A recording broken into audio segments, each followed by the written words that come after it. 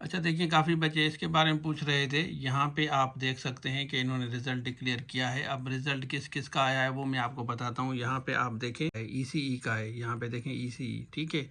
उसके बाद अगर हम दूसरा रिज़ल्ट देखें, ये सब्जेक्ट स्पेशलिस्ट है, ये सब के नीचे जाएँगे तो सब्जेक्ट स्पेशलिस्ट आपको मिलेंगे। केमिस्ट्री, फिज़िक्स, बायो, मैथ कोई भी है, जैसे उर्दू का है, ठीक है? उसके अलावा यहाँ पे आप देख सकते हैं ईएसटी का है, बायोलॉजी या दूसरा जो भी आपका सब्जेक्ट है, तो ये लिस्ट जाके आप चेक कर सकते हैं, ठीक है?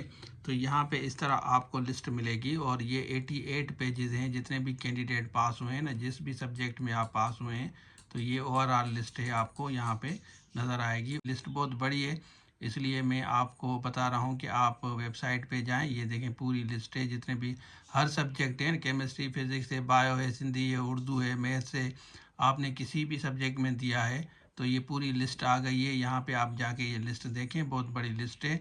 और कहाँ पे जाके देखना है वो मैं आपको बताता हूँ। और आप अब इसकी इंटरव्यू की तैयारी करेंगे, क्योंकि ये रिटन का रिज़ल्ट है। टोटल मैं आपको बताऊँ कि पेजेस जो है ना, यहाँ पे देखें, ये पेजेस यहाँ पे 88 पेजेस हैं, ठीक है? तो ये लिस्ट में इनके नाम है कैंडिडेट्स के, जो जो कैंडिडेट क्वालिफाई हुए हैं। यहाँ पे आप जाएंगे, वेबसाइट पे जाएंगे, तो यहाँ पे आप क्लिक करेंगे व्यू पे, ठीक है? व्यू पे क्लिक करेंगे तो यहाँ पे आपको एक तो प्रेस रिलीज मिलेगी, यहाँ पे देखें। उसके बाद ये प्रोविजनल रिज़ल्ट आपको मिलेगा। फिर इस तरह जाके आप यहाँ पे चेक कर सकते हैं कि आपका कौन सा सब्जेक्ट है। उसमें जाके आप सर्च करें तो सर्च में आपको मिल जाएगा, ठीक है? उसके बाद आप इंटरव्यू की तैयारी करें।